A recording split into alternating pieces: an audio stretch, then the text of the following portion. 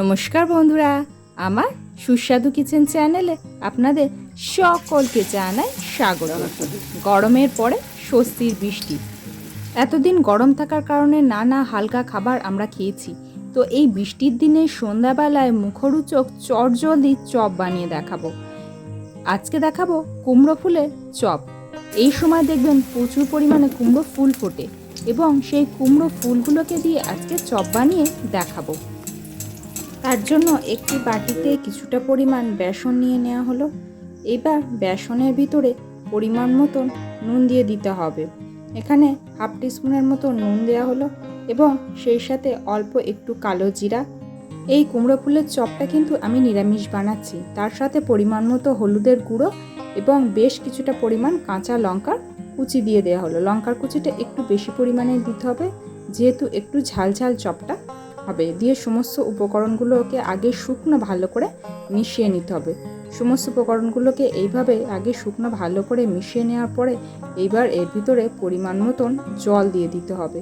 জলটা দিয়ে এটা ভালো করে মিক্স করে নিতে হবে।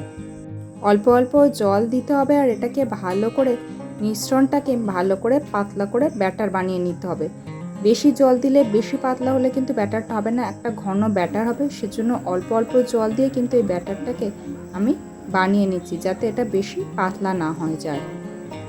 ব্যাটারের ঘনত্বটা যখন এরকম হয়ে আসবে তখন ব্যাটারটাকে কিন্তু বেশ কিছুক্ষণ ধরে ফেটাতে হবে। ব্যাটারটা যদি ভালো করে ফেটানো না হয় তাহলে কিন্তু এই চপগুলো একদমই ফুলবে না এবং মুচমুচে হবে না। সেই জন্য ব্যাটারটাকে বেশ কিছুটা সময় ধরে একটুখানি ফেটিয়ে নিতে হবে।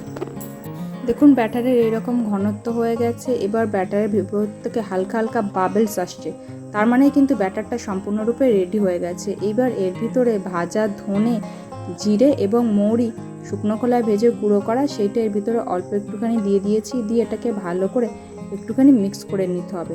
ভালো করে ফেটিয়ে নেওয়ার পরে এটা দিয়ে দিতে পারেন এবং ভালো করে ফেটিয়ে নিলে কিন্তু এর ভিতর থেকে হালকা হালকা বাবেলস বেরিয়ে আসে।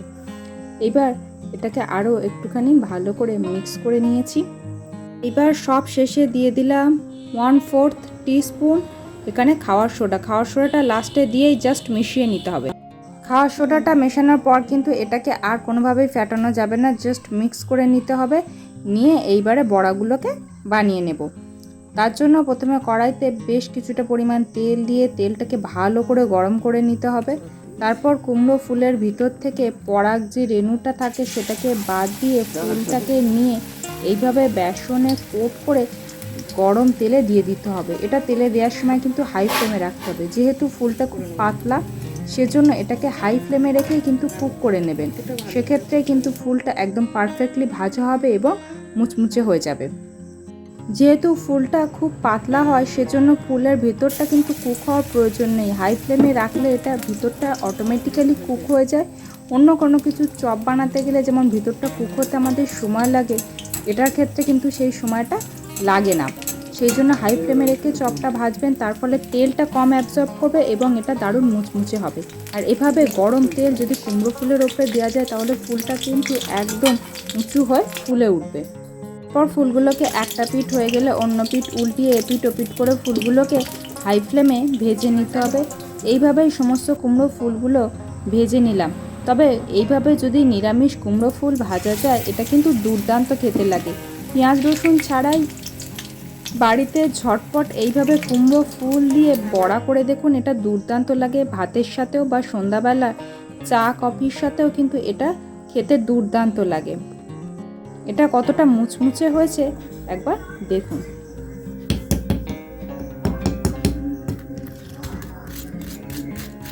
এইভাবে আপনারাও বাড়িতে কুমড়ো ফুলের চপ বানিয়ে খেয়ে দেখুন, এটা কিন্তু দুর্দান্ত লাগে। আমার এই ভিডিওটা কেমন লাগলো অবশ্যই কমেন্ট করে জানান। ভালো লাগলে একটা লাইক করুন। পরিবার, বন্ধুবান্ধব, আত্মীয় স্বজনের সাথে এটি শেয়ার করুন এবং আমার এই ছোট্ট পরিবারের সদস্য হতে চ্যানেলটি সাবস্ক্রাইব করে পাশে থাকুন। ভিডিওটি শেষ পর্যন্ত দেখার জন্য সকলকে অসংখ্য ধন্যবাদ।